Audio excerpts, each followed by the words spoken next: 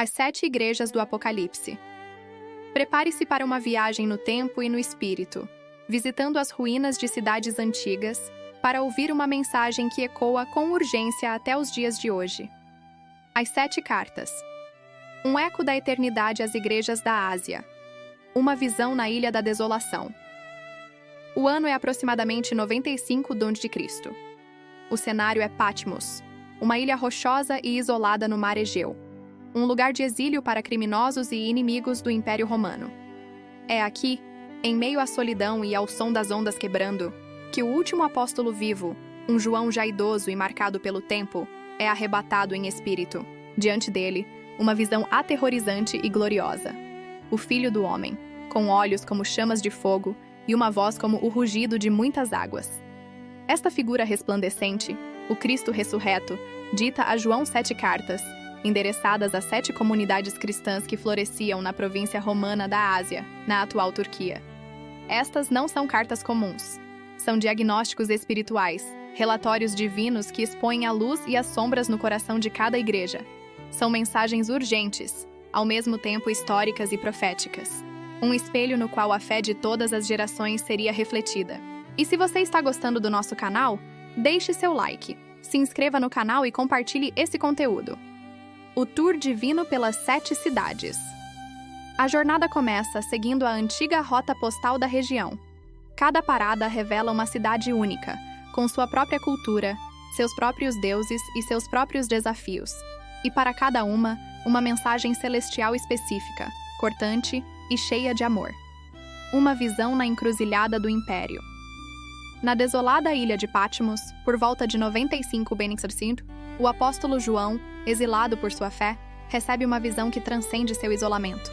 Diante dele, o Cristo glorificado, com olhos de fogo, revela o estado espiritual de 7 igrejas situadas no coração pulsante da província romana da Ásia Menor, a atual Turquia.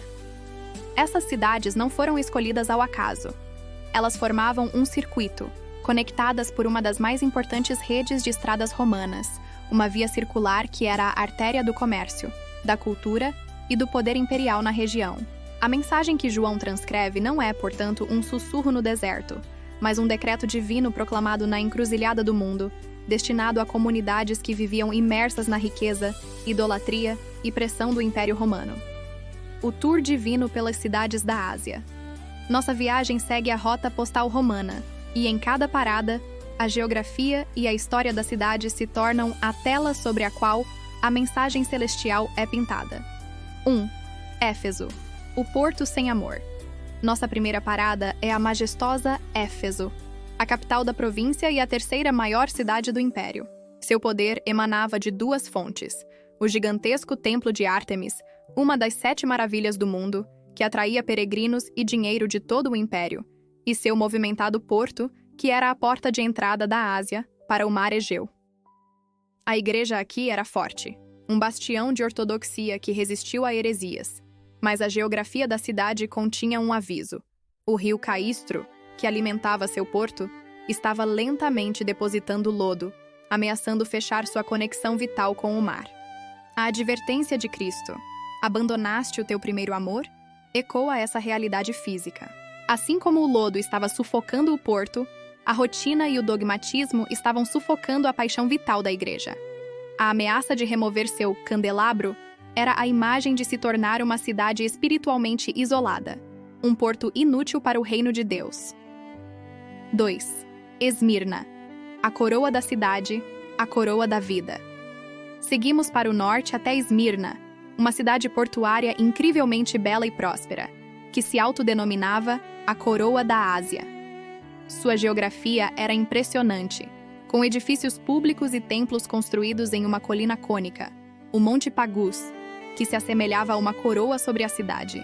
Esmirna era ferozmente leal a Roma, sendo um centro pioneiro no culto ao imperador, um teste mortal para os cristãos que se recusavam a chamar César de Senhor. A mensagem de Cristo é de puro encorajamento, reconhecendo sua pobreza material, mas sua riqueza espiritual. A promessa, "Ser fiel até a morte, e dar-te-ei a coroa da vida", teria um impacto profundo nos crentes de Esmirna.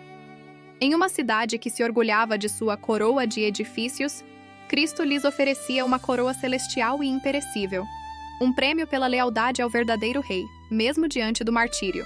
3. Pérgamo. O poder no trono de Satanás.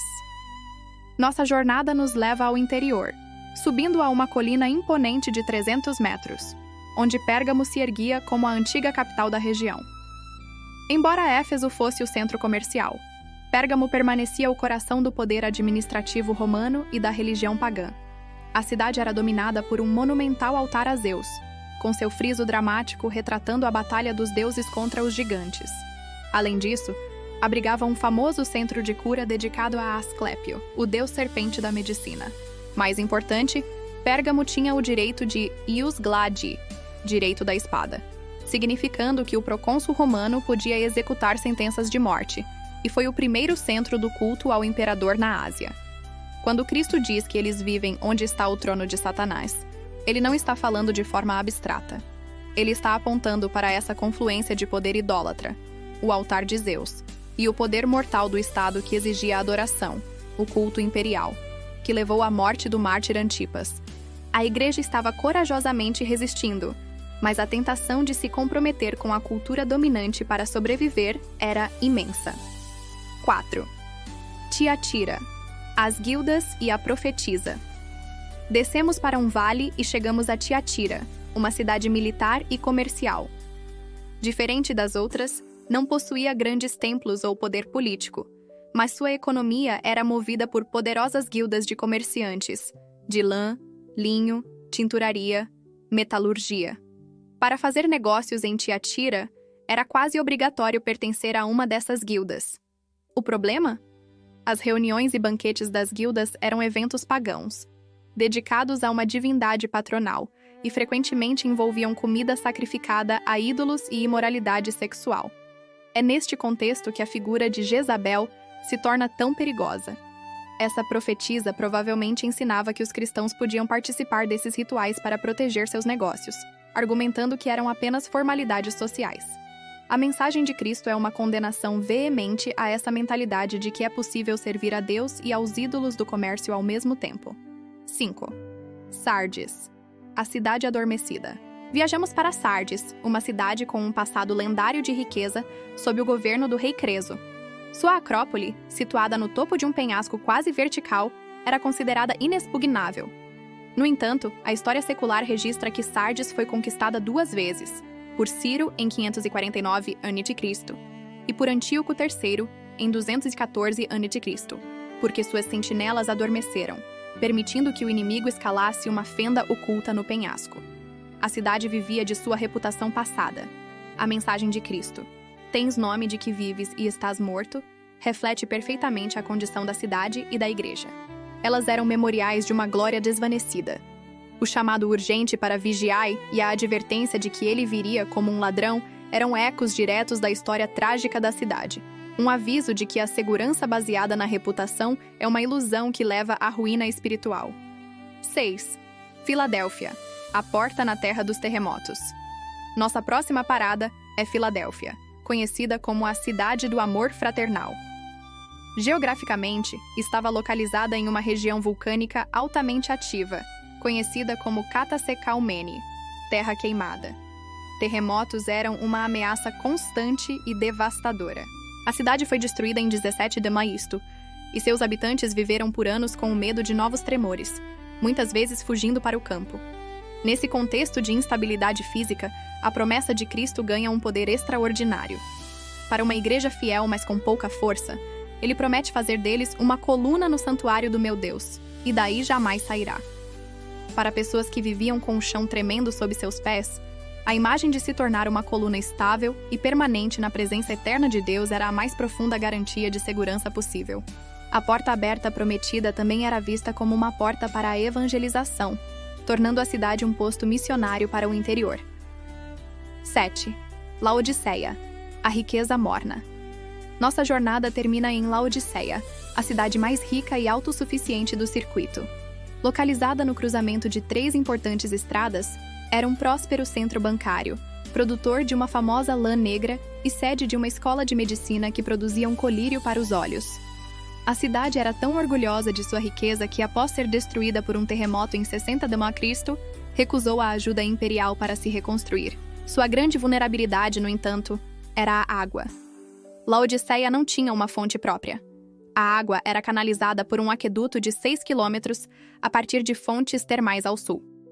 Quando chegava à cidade, era morna e carregada de minerais, com um sabor nauseante. A acusação de Cristo, "És morno, estou a ponto de vomitar-te da minha boca", era uma metáfora devastadora e instantaneamente reconhecível para qualquer laodicense. Sua condição espiritual era tão repugnante quanto sua água potável. Sua autossuficiência material, "sou rico, de nada tenho falta", os cegou para sua pobreza, cegueira e nudez espirituais. E Cristo os convida a adquirir dele as verdadeiras riquezas, vestes e cura. O chamado universal. A jornada pelas 7 cidades termina, mas a mensagem reverbera através dos séculos.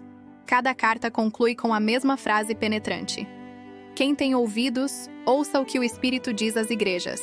Essas cidades não são apenas relíquias históricas. São arquétipos da condição espiritual que podem ser encontrados em qualquer comunidade de fé, em qualquer época. Elas nos forçam a perguntar: perdemos nosso primeiro amor como Éfeso? Estamos comprometendo nossa fé para nos encaixarmos na cultura, como Pérgamo? Temos uma aparência de vida, mas estamos mortos por dentro, como Sardes? Ou somos orgulhosamente autossuficientes e mornos, como Laodiceia? A mensagem das 7 igrejas é um chamado atemporal à autoavaliação, ao arrependimento sincero e a uma fé que é vigilante, perseverante e apaixonada, aguardando a promessa final feita a todos que vencem.